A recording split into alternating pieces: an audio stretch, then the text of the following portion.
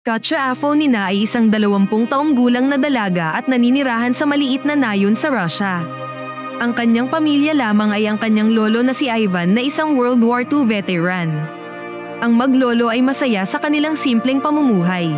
Sa kanilang kapitbahayan ay may nakatira na isang grupo ng mga kalalakihan. Ang mga kalalakihang ito ay magugulo at spoiled. Madalas pumatol sa mga kapitbahay na babae at wala silang takot sa mga kahihinatnan. Itinalaga ng grupo ang Miyerkules bilang araw para sa party, at umuupo sila ng mga babaeng bayaran para sa sexual na kasiyahan. Gayunpaman, sa isang partikular na araw ng Miyerkules, hindi sila makahanap ng babae na interesado na sumama sa kanila. Ilang sandali pa ay nakita nilang dumaan si Katya. Ang isa sa mga kalalakihan na nagngangalang Vadim ay dating kaklase ni Katya sa high school. Nang ibinunyag ni Vadim na kilala niya ang dalaga, sinabi ng isa pang lalaki na tawagin ito sa kanilang silid. Batid ni Vadim kung bakit gusto ng kanyang mga kaibigan si Katya na tawagin sa silid at sumang-ayon sa ideya. Nagmadali siyang bumaba kasama si Igor para yayain si Katya na sumama sa kanila saglit. Nang tumanggi ang dalaga, sinabi nila na kaarawan ngayon ng kanilang kaibigan na si Boris at siya lamang ang makakapagpasaya. Hindi pa rin niya gustong sumama dahil naghihintay ang kanyang lolo sa kanyang bahay. Gayunpaman, nang magmakaawa ang mga boys ay napilitan si Katya na sumama sa kanila pero 5 minuto lang. Nang makarating sa apartment, napansin ng dalaga ang ilang mga bote ng alak sa lamesa. Hindi siya komportable pero ayaw niyang magmukhang bastos. Inalok siya na uminom ng alak at pinilit siyang uminom. Nabanggit din ng mga boys na si Katya ay magaling kumanta sa paaralan at pinakanta siya para kay Igor. Habang siya ay abala, naglagay si Boris ng kung ano sa kanyang baso nang hindi niya alam. Sa lalong madaling panahon, ang mga boys ay nagsimulang maging masyadong malapit. Nang tumayo si Katya ay naramdaman niyang siya ay nahihilo. Dinala siya ng mga boys sa isang silid at pinalibutan. Naging malinaw sa dalaga ang kanilang masamang intensyon, ngunit wala siyang magawa upang depensahan ang kanyang sarili. Ang pinuno ng grupo ay tila si Boris kaya siya muna ang nauna. Hinawakan naman siya ni Igor at Vadim at nakuha nila ang kanilang inaasam hanggang sa sumapit ang gabi. Pagkatapos ay hinayaan na siyang umalis at binigyan din ng pera para siya ay manahimik. Sobrang na-trauma si Katya kaya halos hindi siya makapagsalita. Naglakad siya palabas at itinapon ang pera pagkatapos ay dumiretso pa uwi. Matapos umalis si Katya ay kinakabahan ng kanyang dating kaklase na si Vadim na magkakaroon sila ng problema. Gayunpaman, tiwala si Igor at Boris na walang sino man ang gagawa sa kanila ng anuman dahil ang tatay ni Vadim ay isang opisyal ng pulis at mataas ang katungkulan. Samantala, nakarating si Katya sa kanilang bahay at napaupo sa sahig habang umiiyak. Napansin ng kanyang lolo ang mga pasa sa kanyang hita at napagtanto kung ano ang nangyari. Namula ang kanyang mukha sa galit at tinanong kung sino ang gumawa nito. Matapos malaman na ito ay ang kanilang kapitbahay, nagmadali siyang sumugod para bigyan sila ng leksyon. Pinigilan siya ng kapwa kapitbahay sa kanyang daan at iminungkahi na tumawag muna sila ng pulis. Kalaunan, dumating ang ilang pulis sa apartment para arestuhin ang mga rapist. Ang police inspector ay galit tulad ng lolo ni Katya at gustong maparusahan ang mga salarin. Sa una, ang mga salarin ay nagsasabi na wala silang ginawang masama. Dinala sila ng inspector sa ibang silid at tinatakot na ipapadala sila sa kulungan ng mga mamamatay tao, kung saan gagawin sa kanila ang katulad ng ginawa nila kay Katya. Natakot si Boris kaya napilitan siyang magsabi ng katotohanan. Ilang sandali pa, ang tatay ni Vadim na si Colonel Nikolai ay dumating upang kausapin ang inspektor. Ginamit niya ang kanyang kapangyarihan para dalhin ang mga suspect sa kanyang opisina at hawakan mismo ang kaso. Gayunpaman, inihayag ng inspektor na inamin na ng mga salarin ang kanilang nagawang krimen at ang pulis ay nakahanap ng piraso na may dugo ni Katya. Ito ay nangangahulugan na sila ay nagkasala at kailangang makulong kaagad.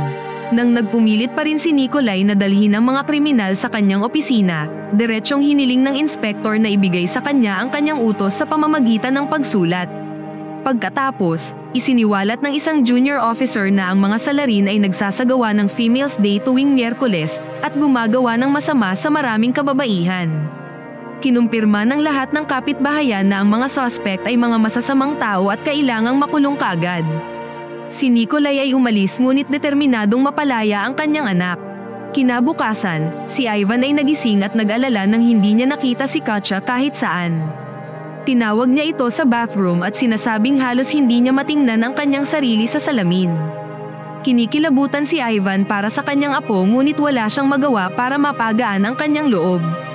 Nais niyang tumawag ng babaeng doktor mula sa itaas na palapag ng kanilang apartment para masuri si Katya, ngunit ang kanyang apo ay tumanggi dahil hindi niya gustong malaman ng iba kung ano ang nangyari sa kanya. Inihayag ni Ivan na alam na ng buong kapitbahay ang lahat dahil sa ginawang pagsisiyasat ng mga pulis kahapon. Kinilabutan si Katya sa kanyang naisip.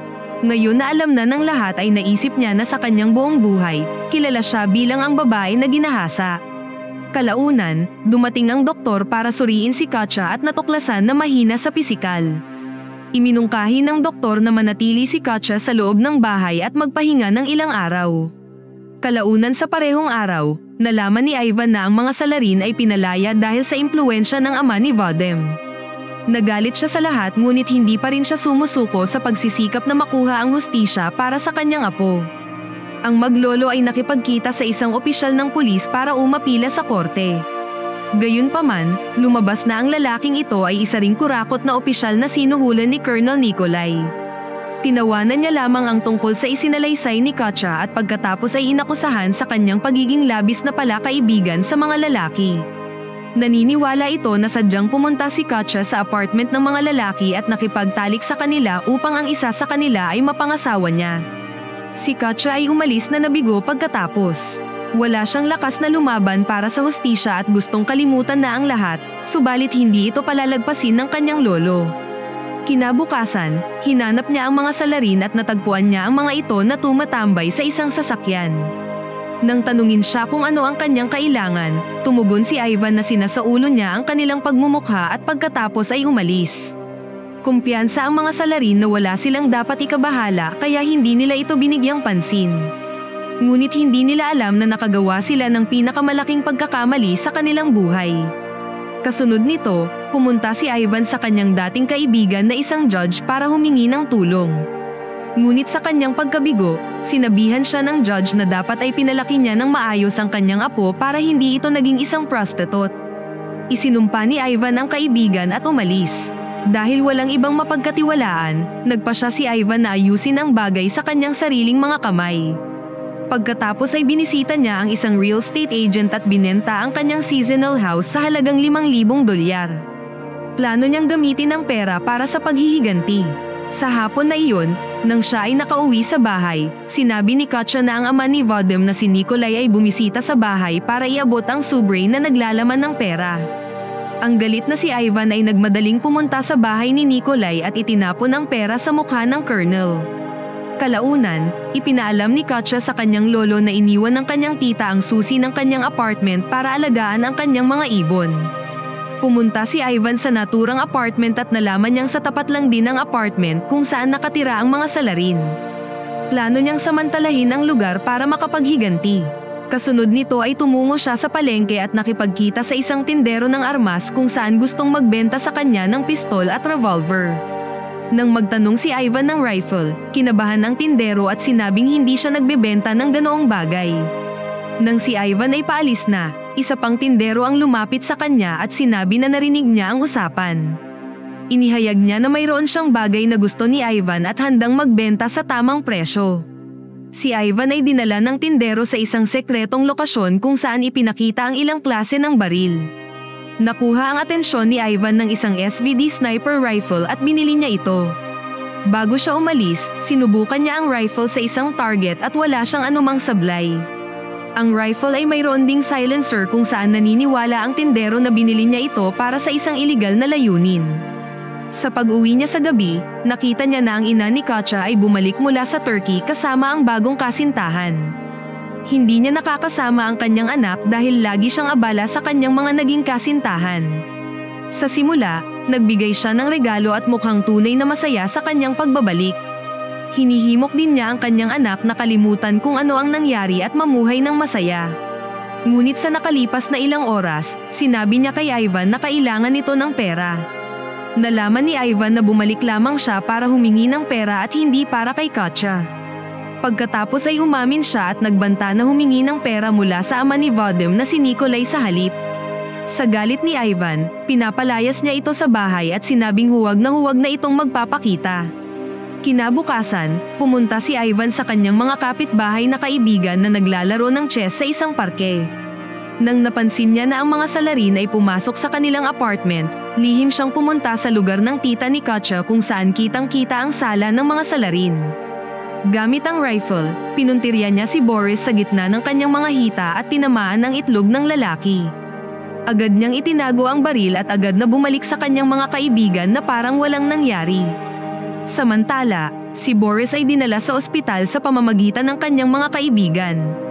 Kalaunan, kasama ni Igor at Vadim si Nikolai at tinatanong sila kung ano ba talaga ang nangyari.